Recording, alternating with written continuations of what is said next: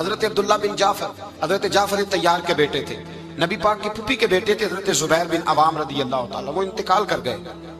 ان کا جب وصال ہوا تو 10 لاکھ دینار کا قرضہ تھا ان پر، اور جو زمین انہوں نے چھوڑی وہ زمین بنجر تھی۔ لو سن لے، جن پر قرضہ چڑھا ہوا ہے وہ نسخہ بھی سن لے، جن پہ قرضے ہیں نا، جو تنگ دست ہیں، جو روز رکے بھیجتے ہیں دعاؤں کے کہ بڑی پریشانی ہے بڑی پریشانی ہے، وہ وظیفہ سنیں، وہ وظیفہ سنیں۔ ہمارے زمانے میں وظیفے لینے کا رواج نہیں، تویز لینے کا رواج ہے۔ لینا چاہیے، تویز بری چیز نہیں، اچھی چیز ہے، لیکن زیادہ کام برکت والا کیا ہے؟ اللہ اللہ کرنا۔ کیا کام ہے؟ سجدہ کرنا برکت والا کام ہے۔ حضرت عبداللہ بن جعفر تیار کہتے ہیں میں نے قرضہ لینا تھا زبیر بن عوام سے، وہ وصال کر گئے۔ میں ان کے بیٹے کے پاس گیا، عبداللہ بن زبیر کے پاس۔ میں نے کہا پیسے لینے تھے، کہا بالکل لینے ہیں، میرے ابا جی مجھے وصیت کر کے گئے، لکھ کے گئے کہ یہ پیسے دینے، اور وہ یہ لکھ کے گئے ہیں، میں زندگی بھر کوشش کرتا رہا ہوں، ادا نہیں ہو سکے، بیٹا تیری ذمہ داری ہے میرے قرضے ادا کرنا۔ عبداللہ بن زبیر رضی اللہ تعالیٰ عنہ کہنے لگے میں انشاءاللہ آپ کی رقم دے دوں گا۔ تو عبداللہ بن جعفر تیار کہنے لگے بھائی ہم دونوں آپس میں ہیں، کوئی شے نہیں چھوڑ کے گئے آپ کے ابا جی، کوئی چیز نہیں۔ توجہ ہے میری بات پر؟ یہ صحابہ کا ذرا انداز دیکھیے گا بندگی کا، کوئی چیز نہیں چھوڑی۔ حضرت زبیر بن عوام کہنے لگے ایک زمین کا ٹکڑا ہے وہ بھی بنجر ہے، اس میں بھی کوئی کھیتی نہیں اگتی، سبزہ نہیں ہوتا، بنجر ہے، پانی کوئی نہیں، اور وہ اتنی خشک ریتلی زمین ہے کہ بڑا مشکل کام ہے وہاں سیراب کرنا، بے آباد زمین ہے۔ حضرت سیدنا عبداللہ بن جعفر کہنے لگے تو اس طرح کر، وہ مجھے ساری نہ دے، اس میں سے تھوڑی سی مجھے دے دے، میں 10 لاکھ دینار کے عوض وہی رکھ لیتا، تیرے باپ کا قرضہ ادا ہو گیا، دے تو صحیح۔ انہوں نے کہا آپ کیا کریں گے، وہ تو کسی کام کی نہیں، چند کوڑیوں کی بھی نہیں، فرمایا مجھے دے دو، میں جانوں اور میرا کام جانے۔ او بھائی یہ تھے بندگی والے لوگ، یہ تھے جن کا رب سے رشتہ ہے، جنہوں نے حضور کے صلی اللہ علیہ وسلم کے پاس بیٹھ کر بندگی سیکھی تھی۔ کہتے زمین کا ٹکڑا لے لیا، بنجر بے آباد ریتلی زمین، جب میرے حصے میں آئی پہلے دن اپنے غلام سے کہنے لگے جو جگہ تجھے زیادہ سخت لگتی ہے نا وہاں میرا مصلی بچھا دے، جو تجھے زیادہ بنجر بے آباد لگتی ہے وہاں مصلی بچھا، مصلی بچھا۔ غلام نے مصلی بچھایا تو عبداللہ بن جعفر نے اللہ اکبر کہہ کے نیت باندھی۔ یہ حضرت جعفر تیار کے بیٹے ہیں، حضرت علی کے بھتیجے، انہوں نے نیت باندھی، نماز کی، سر سجدے میں رکھا، رونے لگے، کہنے لگے اللہ میں بھی تیرا بندہ اور جس سے لینے تھے وہ بھی تیرا بندہ، خدا بندہ ہمارے درمیان مہربانی فرما، کرم نوازی کر، رحمت کا فیصلہ فرما۔ اتنا روئے کہ مصلی بھیگ گیا، کہتے اتنا تڑپ رہے تھے کہ صحابہ اکٹھے ہو گئے ان کے گرد، مصلی بھیگ گیا۔ جب بھیگا ہوا مصلی نماز مکمل کر کے اٹھایا نا، کہتے مصلی اٹھایا تو نیچے سے اللہ نے پانی کا چشمہ جاری فرما دیا، اللہ نے پانی کا چشمہ جاری کر دیا، فرمایا بناؤ حوض، کرو کھیتیاں سیراب۔ فرماتے ہیں جہاں ایک درخت نہیں اگتا تھا اللہ نے پورا باغ اگا دیا، جہاں ایک پھل نہیں ہوتا تھا وہاں عالی شان پھل لگ گئے، قرضے بھی ادا ہوئے۔ حضرت زبیر بن عوام کے بچوں کے پاس مال دولت بھی بچ گیا۔ لوگ جب کہتے ہیں یہ ساری کس چیز کی برکت ہے، اور فرماتے ہیں یہ ساری سجدوں کی برکت ہے، یہ رب کی بندگی کی برکت ہے، یہ اس کی بارگاہ میں نماز پڑھنے کی۔ مسلمان توجہ نہیں کرتا، توجہ نہیں، جاگ رہے ہیں آپ حضرات؟ یہاں کوئی حکومت اعلان کرے نا کہ ہر نماز کے بعد 500 روپیہ، کتنا جی؟ میرے خیال کسی بھی نہیں ہونا مسجد میں۔ اور خدا کے بندو بات سمجھو، رب فرماتا ہے تو مسجد آدھا میں تجھے برکت عطا کروں گا، میں تجھے برکت دوں گا۔ میں ایک صحابی کہتے ہیں مجھے اکثر یہ حضور کا فرمان سنتا تو میرے دل میں خیال آتا آخر اللہ کس طرح برکت دیتا ہے اللہ آخر۔ ایک صحابی کہتے ہیں نبی پاک صلی اللہ تعالیٰ علیہ وسلم نے فرمایا عبادت کرو اللہ برکت دے گا۔ میرے دل کے اندر خیال آیا کس طرح، آخر اللہ کس طرح سے نوازتا ہے، اعلان کیا ہے؟ کہتے میں یہ بات سوچ کے نا تو مجھے قضائے حاجت کی حاجت ہوئی، پخانہ پیشاب کے لیے میں نکلا تو ایک جگہ دور جا کے میں بیٹھا کھیتوں میں، دور جا کے کہتے میں پیشاب کر رہا تھا تو ایک چوہا اپنے بل سے نکلا اور ایک ہیرا میرے پاس رکھ گیا، میں پیشاب کر رہا ہوں، کہتے پھر گیا اندر تو ایک ہیرا اور رکھ گیا، پھر گیا تو پھر رکھ گیا، پھر گیا تو پھر رکھ گیا، کہتے 15 ہیرے چھوڑ گیا۔ اب میں فارغ ہوا، وہ ہیرے اٹھائے گھر نہیں لے کے گیا، مسجد نبوی میں گیا کہ حضور سے پوچھوں میرے لیے جائز بھی ہیں کہ نہیں، بلوں سے نکل رہے ہیں، بلوں سے پیسے نکل رہے ہیں، ہمارے سارے بلوں میں ہی چلے جاتے ہیں، بلوں سے پیسے آ رہے ہیں صحابہ کو، برکت دیکھیں عبادت، بلوں سے پیسے آ رہے ہیں، بل سے۔ فرماتے ہیں میں وہ ہیرے اٹھائے تو در رسول پہ، جب میں نے پہلا قدم رکھا نا مسجد نبوی میں تو مجھے بتانا نہیں پڑا میرے مصطفیٰ نے میرا چہرہ دیکھا اور مسکرا کے فرمایا پتہ چلا ہے اللہ کس طرح نوازتا ہے؟ خبر ہوئی ہے اللہ کس طرح نوازتا ہے؟ فرمایا رب کی بارگاہ میں جھکے رہو، وہ تمہیں وہاں سے دے گا تمہارا گمان بھی نہیں گیا ہوگا۔ اس کے حضور تو آؤ، اس کی جانب تو توجہ کرو۔ بندگی کی اپنی ایک لذت ہے، سجدے کا اپنا ایک ذائقہ ہے۔ اگر آپ نبی کریم سید عالم صلی اللہ تعالیٰ علیہ وسلم کی عبادات کو ملاحظہ کریں نا تو سرکار کی زندگی میں کثرت ہے عبادت کی۔ اعلان نبوت سے پہلے کتنے کتنے مہینے حضور غار حرا میں عبادت کرتے تنے تنہا۔ حرم کعبہ قریب تھا لیکن وہاں رش ہوتا تھا، لوگ ہوتے تھے۔ فرمایا میں اکیلے میں اپنے رب کو منانا چاہتا ہوں۔ کتنے کتنے ایام حضور غار حرا میں عبادت کرتے۔ پھر صحابہ کرام علیہم رضوان فرماتے ہیں کہ مدینہ منورہ میں حضور کا یہ رنگ ہوتا، اتنے لمبے سجدے کرتے کہ لگتا روح مبارک کی پرواز کرتے، اتنے لمبے سجدے کرتے۔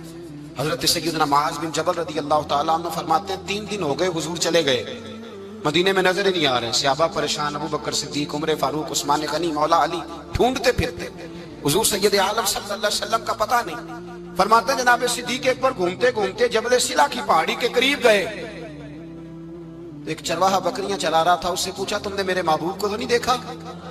تو کہنے لگا مجھے نہیں پتا تمہارے محبوب کون ہے۔ ایک آدمی آج 3 دنوں سے غار میں رو رہا ہے، اتنی شدت کے ساتھ روتا ہے کہ میری بکریاں جا کے غار کے سامنے بیٹھ جاتی ہیں، اور بکریاں بھی روتی ہیں۔ میں بڑا کھینچتا ہوں پر لوٹتی نہیں، رات کو گھر لے کے جاتا ہوں تو جاتی نہیں، سویرے باڑے سے نکالتا ہوں تو دوڑی ہوئی آتی ہیں، پھوٹ پھوٹ کے روتی ہیں، لیکن حال یہ ہے کہ دودھ پہلے سے بھی زیادہ دیتی ہیں۔ حضرت ابو بکر صدیق کہنے لگے یہی تو میرے رسول پاک علیہ الصلوۃ والسلام کے نبی ہونے کی علامت ہے۔ اس صحابہ کو بلایا، 3 دن سے حضور سجدے میں۔ کتنے دنوں سے؟ یہاں سجدہ لمبا ہو جائے تو امام کے پیچھے لوگ بھاگنے لگتے ہیں کہ صاحب آپ تو فارغ ہیں، مجھے تو ڈیوٹی پہ بھی جانا تھا۔ 3 دن سے حضور سجدے میں، اتنا طویل سجدہ، اتنا طویل۔ صحابہ کہتے ہیں قدموں میں جا کے لگے، محبوبہ بس کریں آ جائیں۔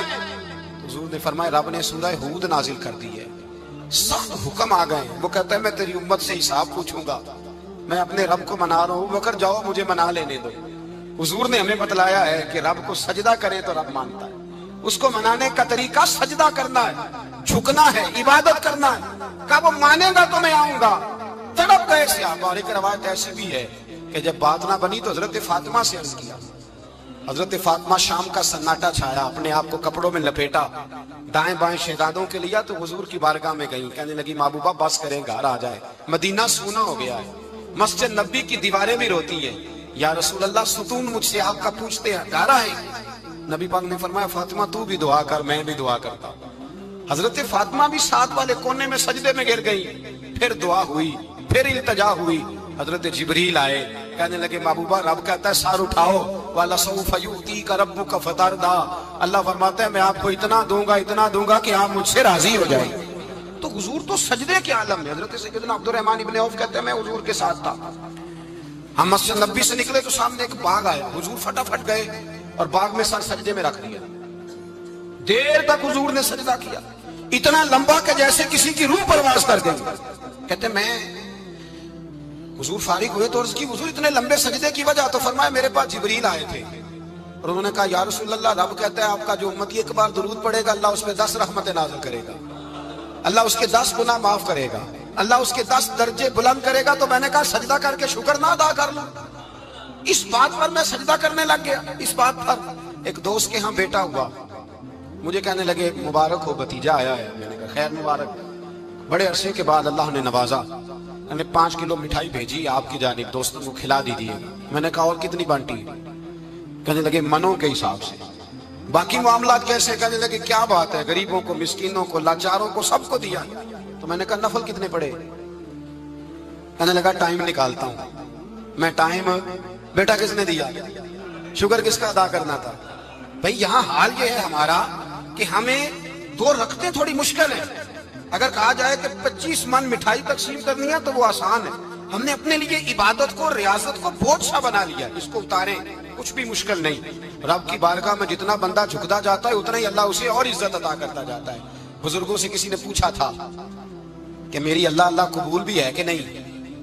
تو وہ کہنے لگے رب کو تیری پہلا سجدہ قبول تھا تو تب اس نے دوسرے کی توفیق دی تھی، اسے تیری فجر قبول تھی تو تجھے زور پڑھنے کی توفیق دی، اس نے تیرا پہلا روزہ قبول کیا تو دوسرا رکھنے کا موقع دیا۔ یہ علامت ہے قبولیت۔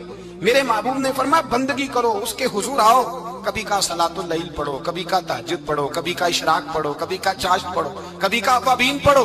اور میرے مصطفیٰ نے فرمایا ہو سکے تو اٹھ کے تہجد پڑھو، باقی نمازوں پہ رب تمہیں ثواب دے گا۔ اگر تہجد پڑھو گے تو رب تمہاری طرف دیکھ کے مسکرائے گا، جو اس کی شان کے لائق ہے وہ مسکرائے گا۔ مصلی آباد کریں، مصلی آباد کرنے سے روحانی زندگی آباد رہے گی، من کے اندھیرے دور ہوں گے، روح کی کساوتیں دور ہوں گی۔ انسان اللہ سے جڑا ہوتا ہے تو اس کی بندوں کی جانب توجہ ہی کم جاتی ہے، حسد کون کر رہا ہے، مخالفت کون کر رہا ہے، جھگڑا کون کر رہا ہے، بغض کون پیدا کر رہا ہے، ان چیزوں سے ویسے ہی بچا رہتا ہے۔ میرے محبوب پاک سید عالم صلی اللہ علیہ وسلم کثرت سے سجدہ کرتے ہیں۔ قیامت کے دن حضور شفاعت کس طرح کریں گے؟ سجدہ کر کے 4 سجدے کریں گے حضور۔ بخاری مسلم میں موجود ہے، صحابہ کرام فرماتے ہیں حضور نے فرمایا جب امتیں پریشان ہو کے نبیوں کے پاس جائیں گے تو پھر میرے پاس آئیں گی، جب میرے پاس آئیں گی تو میں سجدہ کروں گا اور خدا سے کہوں گا یا اللہ ان کا حساب تو شروع کر۔ فرمایا میرے ایک سجدے سے اللہ حساب شروع کرے گا، پھر میرے غلام رہ جائیں گے جنہوں نے بہانے بنائے ہوں گے، نماز پڑھی ہوگی، یہ بہانہ ہے خدا کی رحمت حاصل کرنے کا، جن کے پاس تو کچھ ہوگا وہ تو اس بہانے کے سبب چلے گئے، گناہگار رہ گئے، تڑپ کے کہیں گے محبوبہ ہم کیا کریں؟ تو حضور فرماتے ہیں میں لمبا سجدہ کروں گا۔ فرماتے ہیں میں لمبا سجدہ جب کروں گا تو رب لمبے سجدے کے بعد فرمائے گا محبوب سر اٹھائیے، آپ مانگیے میں عطا کرتا ہوں، آپ سوال کیجئے میں دیتا ہوں، آپ سفارش کیجئے میں قبول کرتا ہوں۔ تو میں اللہ میرے گناہگاروں کو بخش دے۔ رب کہے گا جس کے دل میں رائی کے دانے کے برابر ایمان ہے اسے لے جائیے، لے جائیے، لے جائیے اسے۔ ایک حدیث میں ہے جس کے دل میں جو کے دانے کے برابر ایمان ہے لے جائیے۔ حضور فرماتے ہیں ان کو جنت میں بھیج کے میں پھر سجدے میں گر جاؤں گا۔ لمبا سجدہ، تیسرا سجدہ، اے اللہ مہربانی کا رحمت فرما۔ اللہ کہے گا محبوب سر اٹھاؤ، جو مانگو گے میں دوں گا، یا اللہ اور فضل کر۔ جس کے دل میں رائی کے دانے سے بھی کم ایمان ہے محبوب اسے بھی جنت میں لے جاؤ۔ حضور فرماتے ہیں میں اور سجدہ کروں گا، پھر جس کے دل میں اس سے بھی کم ایمان ہوگا اسے بھی لے جاؤں گا۔ صبح قیامت میرے مصطفیٰ کریم علیہ السلام امت بھی سجدہ کر کے بخشوائیں گے۔ جب حضور سجدے کر رہے ہیں تو امت کیوں نہیں کر رہی؟ حضور سجدے کر کے بخشوائیں گے، امت سجدہ ہی نہیں کر رہی، توجہ ہی نہیں کر رہی۔ میرے بھائی سجدے کی اتنی کیفیت ہے، عبادت کی اتنی لذت ہے کہ حضرت عائشہ فرماتی ہیں تیز آندھی آتی تو حضور نماز پڑھنے لگا، تیز آندھی آتی تو نماز پڑھتے، بارش نہ ہوتی تو نماز پڑھتے، بارشیں زیادہ ہوتی تو نماز پڑھتے، سورج گرہن ہوتا تو حضور نماز پڑھتے، چاند گرہن ہوتا تو نبی پاک، بلکہ حضرت عائشہ کہتی ہیں گرہن لگا چاند کو تو حضور نے فٹافٹ سر سجدے میں رکھ دیا، اور نماز کے بعد حضور رونے لگے، کہنے لگے اے اللہ تو نے کہا نہیں تھا کہ میں تیری موجودگی میں انہیں عذاب نہیں دوں گا؟ اللہ درگزر کر اپنے بندوں سے، رحمت فرما، کرم نوازی فرما۔ فرمایا ہر موقع پر حضور نماز پڑھتے۔ سیدہ عائشہ صدیقہ فرماتی ہیں کبھی کبھی میرے بستر نور میں حضور ہوتے، فرماتے ابو بکر کی بیٹی تو اجازت دے تو رب کو راضی نہ کر لوں؟ میں کہتی میری کیا جرت ہے، تو حضور نماز کی نیت باندھتے۔ بخاری مسلم میں لفظ ہیں، حضرت عائشہ کہتی ہیں حضور اتنی لمبی نماز پڑھتے کہ قدموں میں ورم آ جاتا، اتنی لمبی بندگی فرماتے کہ قدم مبارک سوج جاتے، ورم آتا۔ میں عرض کرتی حضور آپ کی برکت سے اللہ اگلے پچھلوں کو معاف کرے گا، آپ اتنی آہوزاری کیوں کرتے ہیں؟ اللہ نے آپ کو محبوب بنایا ہے، شفاعت کا حق دیا ہے، سب سے اعلیٰ امت دی، حضور اتنی آہوزاری؟ تو حضور فرماتے عائشہ تو نے بتایا ہے نا رب نے مجھے بڑا دیا ہے، افلا اکون عبدا شکورا، اب میں رب کا شکریہ ادا نہ کروں؟ میں لمبی نمازیں پڑھ کے اس کا شکریہ ادا کرتا ہوں، اس کی بارگاہ میں حاضر ہوتا ہوں۔ میرے بھائی نماز نہیں تو انسان کاہے کا، سجدہ نہیں تو اس نے زندگی کہاں بتا دی؟ اگر اللہ کی بارگاہ میں ایک صحابی نے سر سجدے میں رکھا تو ماتھے پہ مٹی لگ گئی، وہ جھاڑنے لگے، میرے قریب نے فرمایا نہ جھاڑ، جب تک سجدے کی مٹی پیشانی پہ رہتی ہے اللہ کے فرشتے درود پڑھتے رہتے ہیں، اسے رہنے دو، یہ تو لذت ہے۔ عزت والا وہ ہے جو مالک کی بارگاہ میں۔ حضرت صلہ بن اشیم کے بارے میں صحابہ کہتے ہیں بڑے عبادت گزار تھے، نیک تھے۔ حضرت انس بن مالک کہتے ہیں ہم نوجوانوں کا دل کیا کہ ذرا اس صحابی کی عبادت کا تو پتہ کریں کس طرح کی ہے، عبادت کا تو پتہ کریں۔ فرماتے ہیں جنگ کا موقع تھا، رات کے وقت جب دنیا سو گئی نا تو وہ بھی لیٹ گئے، جب دیکھا سب لوگ سو گئے تو چپکے سے اٹھے تو جنگل میں چلے گئے، جنگل میں جا کے نماز کی نیت باندھ لی۔ حضرت صلہ بن اشیم صحابی ہیں، وہاں نماز پڑھنے لگے، کہتے ہیں میں بھی پیچھے پیچھے ہو گیا کہ پتہ تو کروں کس طرح پڑھتے ہیں۔ تھوڑی دیر گزری تو شیر آ گیا، شیر نے آ کے دھاڑا، للکارا، فرماتے ہیں میں ڈر کے درخت پہ چڑھ گیا۔ حضرت صلہ بن اشیم نے نماز کا سلام پھیرا، اطمینان کے ساتھ شیر سے کہنے لگے اور جا چلا جا کہیں اور رزق تلاش کر، میں تو اپنے رب کی عبادت کر رہا ہوں۔ میں تو اس کی بارگاہ میں جھکا ہوا ہوں، مجھ پر تیرا قبضہ نہیں ہو سکتا۔ جب جنگلی درندوں کا قبضہ نہیں ہو سکتا تو کسی اور درندے کا عبادت گزار پہ قبضہ ہو سکتا ہے؟